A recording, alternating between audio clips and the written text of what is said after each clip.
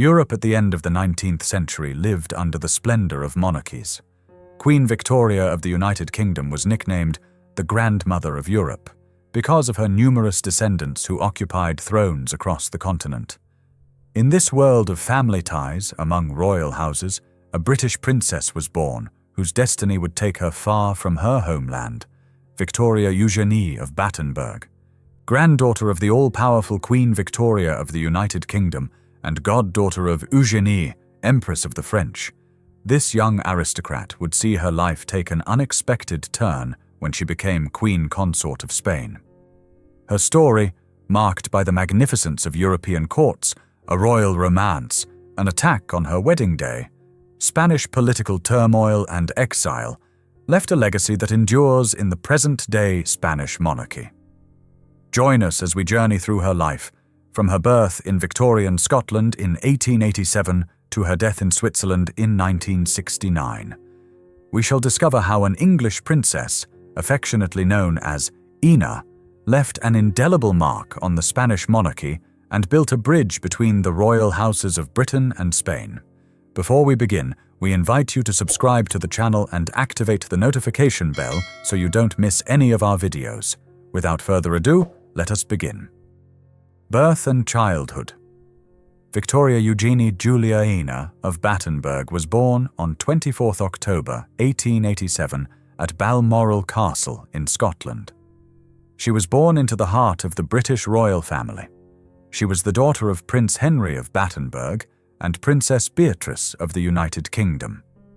On her mother's side, Ina, as she was called within the family, was the granddaughter of Queen Victoria of the United Kingdom and Prince Albert of Saxe-Coburg and Gotha. These origins placed her from the cradle within the intricate network of European royalty. However, her paternal lineage, the Battenbergs, although of princely German blood, held a lesser status. Ina's paternal grandmother, Countess Julia von Hauke, came from the Polish nobility and, on marrying a prince of Hesse, was granted the title of Princess of Battenberg as a morganatic distinction. This circumstance meant that in Germany her descendants were styled as Serene Highness. By contrast, in the United Kingdom, by decision of Queen Victoria in 1886, the children of Beatrice and Henry were born with the style of Highness. Later, in 1906, her uncle Edward VII elevated her to the rank of Royal Highness, a nuance of status which would later prove important in her life. Victoria Eugenie's childhood took place mainly within the circle of the British court, under the watchful eye of her grandmother, Queen Victoria. In fact, the Queen had only reluctantly agreed to her daughter Beatrice's marriage, Ina's mother, on the strict condition that Beatrice remain by her side as lady-in-waiting and personal secretary even after her marriage. For this reason, the Battenberg family spent long periods with the aging monarch. Ina spent her early years among such emblematic residences as Windsor, Osborne, and Balmoral. In these places she learnt the manners of the Victorian court and received the careful education befitting an English princess. She studied languages, speaking English, German, and French, as well as music and the protocol that governed palace life. She was affectionately called Ina, a pet name derived from Eugenie, her last given name. Her childhood was not without dramatic events. At the age of 6, she suffered a serious fall from her pony at Osborne, which caused a concussion and alarming symptoms of possible brain hemorrhage. The gravity of the accident made her relatives fear for her life for several days, although she eventually recovered fully. Less than 2 years later, she faced a family loss. Her father, Prince Henry of Battenberg, died of malaria on 20 January 1896 aboard HMS Blonde off Sierra Leone while serving in the Ashanti Campaign in present-day Ghana. The death of Prince Henry was a heavy blow for young Victoria Eugenie, but at the same time it further strengthened her bond with Queen Victoria, who took care to support her daughter Beatrice and the children at court. By adolescence, Ina had grown into a charming young woman, tall, blonde, and blue-eyed, with the distinguished bearing of her lineage. She grew up conscious of her double cultural heritage, British from her mother, Princess Beatrice of the United Kingdom, and German through her Battenberg lineage. Yet she always regarded herself as fundamentally English. Although her position was privileged, it did not necessarily destine her for a leading role within European royalty, as she had not been born a royal highness. However, her life would soon change unexpectedly when a young Spanish king set his eyes upon her, opening a new chapter that would take her far from the peaceful Victorian world she had known. Engagement and marriage to Alfonso XIII. The destiny of Victoria Eugenie took a decisive turn in 1905, when she met King Alfonso XIII of Spain. Alfonso, then 19, was traveling through Europe in search of a bride, and during a spring visit to the French Basque coast, Biarritz, the opportunity arose. At the Hôtel du Palais in Biarritz, during a reception hosted by King Edward VII, Anna's uncle, Alfonso became instantly captivated by the young Princess of Battenberg. The attraction was mutual. Ina would later describe Alfonso as a lively and charismatic young man, quite unlike the refined English princes she had known. Yet the path to the altar was far from straightforward. From the outset, objections and tensions surrounded this potential union. In Spain, the Queen Mother, Maria Cristina of Habsburg, Alfonso XIII's mother and regent until he reached his majority, regarded Victoria Eugenie with suspicion as a candidate for Queen Consort. There were two principal concerns. The first was religious. Ina was Protestant in a firmly Catholic country, and her conversion to Catholicism would be indispensable if she were to be accepted as queen. The second was rank. Ina's Battenberg line, being a morganatic branch rather than high royalty, appeared inferior in the eyes of Maria Cristina. The conservative Spanish press also voiced reservations, questioning whether a princess without the style of royal highness could be suitable for the throne, and expressing fear of Protestant influence at court.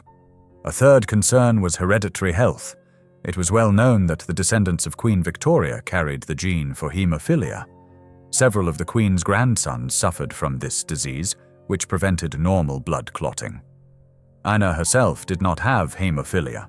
Women are usually asymptomatic carriers, but she was a potential carrier of the gene. Maria Cristina, fully aware of this, feared the consequences should the condition be passed on to the future royal line. Despite these obstacles, King Alfonso XIII was determined.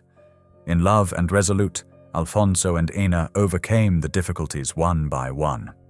Victoria Eugenie, demonstrating her commitment to her new country, converted to Catholicism in a private ceremony on 7th March 1906 in San Sebastian. This step largely allayed religious anxieties in Spain. Shortly afterwards, King Edward VII of the United Kingdom intervened to resolve the issue of rank. On the 3rd of April 1906, he granted his niece Ina the style of Royal Highness, thereby officially elevating her status. With the bride now Catholic and recognized as a princess of full standing, the formal objections melted away. The royal engagement was publicly announced on the 9th of March 1906, arousing both enthusiasm and concern in Spain. The marriage negotiations culminated in a treaty signed in London on the 7th of May 1906. Finally, on the 31st of May of that year, the wedding took place in the church of San Jerónimo el Real in Madrid. It was a splendid ceremony. The young English princess, only 18 years old, was marrying the King of Spain, aged 20, in the presence of the entire Spanish royal family, including the now conciliatory Queen Mother, Maria Cristina, and representatives of Europe's royal courts. Victoria Eugenie entered the church wearing a majestic white gown embroidered in silver, together with the celebrated fleur-de-lis tiara, a gift from Alfonso, a jewel that would in time be worn by later generations of Spanish queens. On leaving the church as king and queen, Alfonso XIII and Victoria Eugenie were greeted with acclamations from the crowds lining the streets of Madrid. Yet the joy of the day was brutally shattered only moments later. As the wedding procession made its way through the capital towards the royal palace, an anarchist named Matteo Moral used the gathering to launch an attack. Hidden among the onlookers, Moral hurled a bomb concealed in a bouquet of flowers from a balcony in the Calle Mayor, just as the royal carriage was passing. The device exploded near the escort of horses and guards accompanying the newlyweds. The scene turned to chaos. The blast killed 28 people and injured over 100, among them members of the escort and civilian spectators, while the carriage horses were struck down instantly. By a miracle, the king and queen were unharmed, though the blood of the victims stained the bride's white gown. Amidst the horror, the young queen maintained the composure instilled in her by the rigid Victorian court. After taking temporary refuge, she insisted on appearing later that same afternoon before the assembled guests in the royal palace, still dressed in her blood-stained bridal gown, as a gesture of fortitude in the face of the attack. That day, which should have been one of unalloyed celebration, passed into Spanish history as the tragic wedding. Yet the regicide's aim had failed. The new king and queen of Spain, Alfonso XIII and Victoria Eugenie, began their married life by surviving the most terrible of ordeals on the very day of their union. Queenship as consort.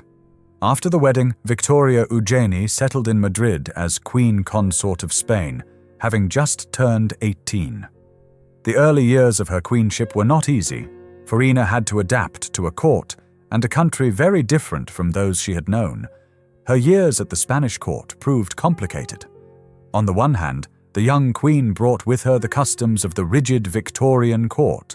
She was reserved, attached to protocol, and imbued with the puritanical morality instilled by her grandmother. On the other hand, the Spanish court had its own dynamic, and Ina in particular had to contend with the strong personality of her mother-in-law, Queen Mother Maria Cristina. Having exercised authority during the years of the regency, Maria Cristina continued to exert great influence over Alfonso XIII even after his marriage, and on occasion overshadowed Victoria Eugenie in family and palace decisions. The relationship between mother-in-law and daughter-in-law remained distant. Maria Cristina never fully approved of Ina, which added tension to the daily life of the queen consort. Despite these personal challenges, Victoria Eugenie strove to fulfill her royal duties. Very soon, in 1907, she gave birth to the heir who would ensure the continuity of the dynasty. On the 10th of May, her first son, Alfonso Pius, Prince of Asturias, was born. The king and the Spanish people greeted with joy the arrival of the long-awaited male heir. Yet the initial happiness soon turned to anxiety when it was discovered that the young Alfonso had inherited hemophilia from his mother. The prince was born a hemophiliac, a condition then incurable and a constant risk to his life. The shadow of hemophilia, which King Alfonso had known was a possibility, now became a reality within the royal family. Even so, in the years that followed, the royal couple had more children, 7 in total, 5 sons and 2 daughters, although one of the infants was stillborn in 1910. After the heir, their second son, Infante Jaime, was born on 23 June 1908, followed by Infanta Beatriz on 22 June 1909 and Infanta Maria Cristina on 12 December 1911. 2 years later, on 20 June 1913, Infante Juan, Count of Barcelona, was born. He would in time become the father of King Juan Carlos I. The last child was Infante Gonzalo, born on 24 October 1914. In addition to the firstborn Alfonso, Infante Gonzalo also inherited hemophilia. This circumstance deeply marked family life. Queen Victoria Eugenie, as a mother, lived with the constant anguish of protecting her sick children's fragile health. King Alfonso, for his part, could not avoid feeling resentment towards his wife for having brought, albeit unwittingly, the royal disease into the House of Bourbon. Nevertheless, Victoria Eugenie did not allow personal misfortunes to paralyze her. On the contrary, she developed an active and prominent role in social and charitable work, earning the respect of many. During the colonial war in Melilla in 1909, the young queen organized field hospitals to care for the wounded at the front, promoted fundraising campaigns, and visited convalescing soldiers, showing a commitment unusual for the time. She repeated those efforts during the Kurt campaign, 1911 to 1912, leading initiatives to support Spanish soldiers on the North African front. Likewise, concerned with public health, she promoted the creation of the Anti-Tuberculosis League and sponsored events such as the Festival of the Flower to raise funds for dispensaries, small medical centers dedicated to combating the disease. In Madrid, thanks to her patronage, medical dispensaries were opened bearing names linked to the royal family, one dedicated to Queen Mother Maria Cristina and another to Prince Alfonso, to provide free care for the underprivileged. Victoria Eugenie was also appointed president of the Spanish Red Cross, a post from which she reorganized and expanded nursing services, encouraged the training of nurses, and modernized healthcare provision. These efforts not only alleviated many social needs, but also improved the image of the crown in the eyes of the people. The Queen succeeded in forging her own identity as consort, that of a lady of charity, serious and devoted, akin to the European queens of her time, who served as patrons of humanitarian causes. In political matters, Victoria Eugenie kept herself apart from the partisan struggles that shook Spain at the beginning of the 20th century. Educated in the British tradition of constitutional monarchy, she believed that the king should reign but not govern. King Alfonso, however, had a more interventionist view of the throne, which led him to involve himself in government affairs and, eventually, to support the coup d'état of General Primo de Rivera in 1923. This episode was a painful ordeal for Ina. In private, she confided to the journalist Augusto Assia that the military coup of 1923 had caused her deep dismay, since the pact with the people, in which she believed had been broken, and she feared that confidence in the monarchy could no longer be restored. These words reveal Victoria Eugenie's mentality. She valued the parliamentary model and looked with disfavor upon the authoritarian course Spain was taking. Even so, publicly she accepted the new reality and continued to focus on her representative and charitable duties. As for her personal and marital life, the years at court gradually cooled the relationship between Alfonso and Victoria Eugenie. Tensions over hemophilia. Alfonso never ceased, at least in part, to blame Ina for their son's illness, eroded their initial affection. Moreover, Alfonso XIII was a man of strong temperament and, in time, multiplied his infidelities with other women, something that became an open secret at court.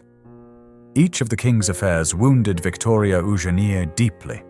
According to intimates, Alfonso sought to atone for his lapses by presenting costly jewels to the queen after each amorous adventure. Poor consolation for Ina, though it meant that over the years she came to possess one of the most impressive jewelry collections in European royalty.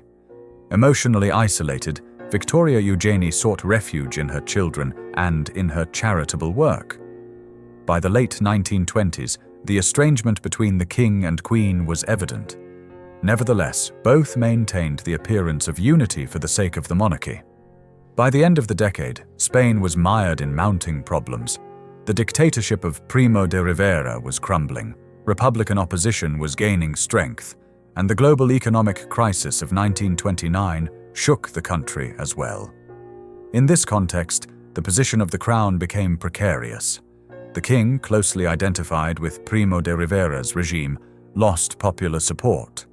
Victoria Eugenie looked on with anxiety at the course of events, but there was little she could do to alter the outcome. Her role was to accompany the king in official acts, to show dignity and hope. That hope, however, evaporated after the municipal elections of 12 April 1931, when an overwhelming victory for Republican candidates in Spain's principal cities signaled the end of the monarchy. Exile. The final blow came on the 14th of April 1931. under political and social pressure following the elections, the king decided to suspend the exercise of royal power and to leave Spain in order to avoid a bloodbath in the event of civil conflict. That same day, the Second Spanish Republic was proclaimed, bringing an end, at least temporarily, to the Bourbon monarchy. The royal family departed into exile in haste. Victoria Eugenie, Alfonso and their children, Alfonso, Jaime, Beatriz, and Gonzalo, left the palace with only light luggage and took a train towards the frontier. The only absent member was Infante Juan, who was studying abroad. On the afternoon of April 15, 1931, the former king and queen crossed the border into France. The scene must have been moving and painful. Victoria Eugenie left behind the country that had been her home for 25 years, not knowing whether she would ever return. The first years of exile were uncertain. Initially, the family settled in Paris and later moved to Italy, where they were received by their royal relatives, the House of Savoy, linked by marriage to the Bourbons. Yet the royal couple decided to separate soon after leaving Spain. Alfonso XIII and Victoria Eugenie, whose marriage was already broken in the emotional sense, went their separate ways. The deposed king took up residence in Rome, while Ina chose to return to her beloved England as soon as circumstances allowed. In 1932, Victoria Eugenie settled in London, where she rented a house at 34 Porchester Terrace. There, in the British capital, she was able to be reunited with her mother, Princess Beatrice, and count on the support of her Battenberg brothers and nephews. It should be recalled that her Battenberg relatives in the United Kingdom had renounced their German titles during the First World War, adopting instead the surname Mountbatten. Although she no longer formed part of the British royal family in the official sense, Ina found refuge in her maternal circle and recovered, at least in part, the peace that had eluded her after the difficult years in Spain. The outbreak of the Second World War once again unsettled her life. In 1939, at the onset of the conflict, the British government, fearful that the presence of exiled royals might complicate neutrality or internal politics, discreetly invited Victoria Eugenie to leave the country. There was also a legal consideration. Upon leaving Spain, Alfonso had lost the throne, and consequently Victoria Eugenie no longer technically held the rank of reigning queen, although among royalty she continued to be addressed as queen. Thus, Ina left London in 1939 and settled permanently in Lausanne, Switzerland. In Lausanne, she found a haven of stability. She acquired a villa called Vieille Fontaine, where she lived surrounded by members of her household and from which she maintained correspondence with her dispersed children. The neutrality and tranquility of Switzerland suited her well, and soon her home became a center of family reunion. Many of her grandchildren visited her there during the 1940s and 1950s. Despite the distance, Victoria Eugenie always remained attentive to the fortunes of her family and of Spain. In 1938, she enjoyed a significant joy. She traveled to Rome to be godmother at the baptism of her grandson Juan Carlos, the firstborn son of her son Juan, Count of Barcelona. That baby, born in January 1938 in exile, was destined to play a crucial role in Spain's later history. Ena had the honor of holding young Juan Carlos at the font, accompanied as godfather by Cardinal Eugenio Pacelli, the future Pope Pius XII. It was a symbolic moment. The exiled queen cast out of Spain, blessing the new generation that might one day recover the crown. 3 years later, in February 1941, Alfonso XIII died in Rome, having formally renounced his rights in favor of his son Juan shortly before his death. Thus, Victoria Eugenie became a widow in exile, though in truth her marital life had ended long before. She did not return for the funeral in Rome, maintaining her discretion. During the 1940s and 1950s, Ena lived between the calm of Lausanne and frequent journeys to see her children and grandchildren as they married and raised families. She had the satisfaction of seeing her 4 Spanish grandchildren grow up. the children of Don Juan, Pilar, Juan Carlos, Margarita, and Alfonso, and even some of her great-grandchildren. Yet Spain remained distant. The regime of General Franco, established after the Civil War, kept the Bourbons in exile. Only towards the end of her life would there come a sign of reconciliation. Later years and death. In the post-war years, Victoria Eugenie became a maternal figure for the Bourbon dynasty in exile. Her residence in Lausanne was almost a museum of memories. Portraits from her days as queen, photographs of Alfonso XIII, and above all, images of her children and grandchildren adorned the rooms. She remained ever elegant and cultivated friendships among the exiled European nobility who also resided in Switzerland. With the passing years, she saw how her sacrifice and legacy found continuity. In 1934, her youngest son, Infante Gonzalo, died in Austria while still young, but her other children carried on. Don Juan, Count of Barcelona, defended the dynastic rights of the family from Estoril in Portugal, hoping for a monarchical restoration one day. Victoria Eugenie gave her moral support to her son Juan, though she was aware that she might never live to see the Bourbons return to the throne. At the beginning of the 1960s, one event brought her some comfort in old age. In 1962, her grandson, Juan Carlos, son of Don Juan, married Princess Sophia of Greece in Athens. Although Victoria Eugenie could not attend the wedding, she followed the ceremony with emotion from Switzerland, proud to see her grandson preparing to embody the future of the Spanish monarchy. But her greatest satisfaction came in 1968, when for the first time in 37 years she was able to set foot on Spanish soil. General Franco authorized the elderly queen to travel to Madrid for a very special occasion, the baptism of her great-grandson Felipe de Bourbon, the newborn son of Juan Carlos and Sofia. Although the official designation of Juan Carlos as Franco's successor would come in 1969, Victoria Eugenie's presence at that ceremony was seen as a gesture full of symbolism. The Bourbon monarchy seemed once more to be finding its way in Spain. The once young queen in exile now returned as an elderly woman to the country where she had reigned, to hold in her arms a Bourbon baby who would one day be king. During that visit, Ana stayed at the Palacio de Liria, residence of her goddaughter, the Duchess of Alba. Madrilenians who saw her on those days were moved, dressed in deep mourning — she had been a widow for nearly 3 decades — with her white hair and dignified bearing. Queen Victoria Eugenie waved from an official car while she was applauded by onlookers and nostalgics. It was as if a chapter of history, left unfinished, had at last found a kind of closure. Little more than a year later, at the beginning of 1969, Victoria Eugenie's health declined severely.